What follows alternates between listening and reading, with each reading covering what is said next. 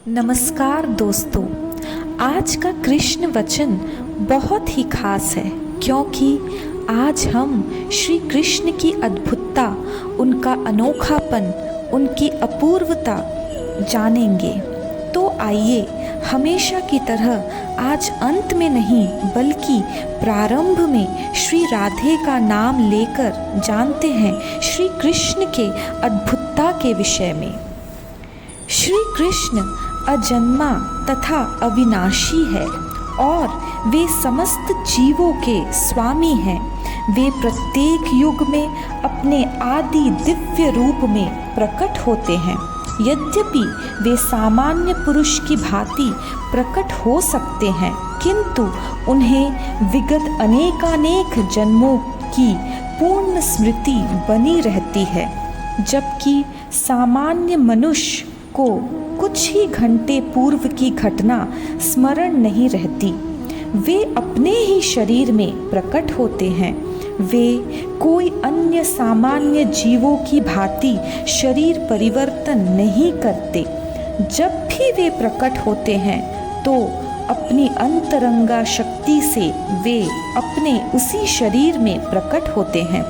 यदि सरल भाषा में बोला जाए तो श्री कृष्ण इस जगत में अपने आदि शाश्वत स्वरूप में अवतरित होते हैं। यद्यपि वे अपने उसी दिव्य शरीर में प्रकट होते हैं तो ऐसा लगता है कि वे सामान्य जीव की भांति प्रकट हो रहे हैं। आश्चर्य की बात तो यह है कि वे कभी युवावस्था से आगे ही नहीं बढ़े। कुरुक्षेत्र युद्ध के समय उनके अनेक पौत्र थे। कहा जा सकता है कि वे काफी वृद्ध थे, फिर भी वे 20-25 वर्ष के युवक जैसे लगते थे। हमें श्री कृष्ण की वृद्धावस्था का कोई चित्र नहीं दिखता, क्योंकि वे कभी सामान्य मनुष्य की भांति वृद्ध नहीं हुए।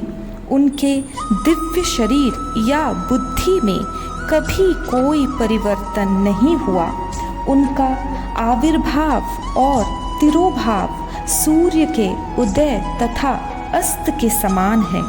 जैसे जब सूर्य हमारी दृष्टि से ओझल रहता है तो हम सोचते हैं कि सूर्य अस्त हो गया है, और जब वह हमारे समक्ष होता है तो हम सोचते हैं कि वह क्षितिज में है।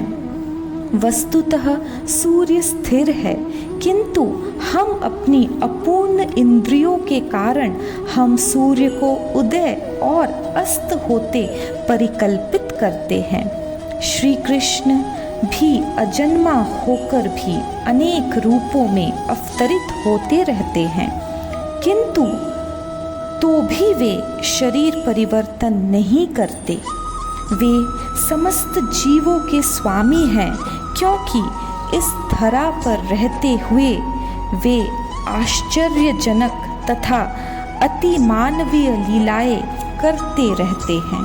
अतः श्री कृष्ण निरंतर वही परम सत्य रूप है और उनके स्वरूप तथा आत्मा में या उनके गुण तथा शरीर में कोई अंतर नहीं है।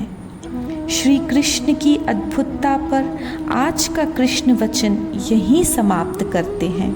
राधे राधे।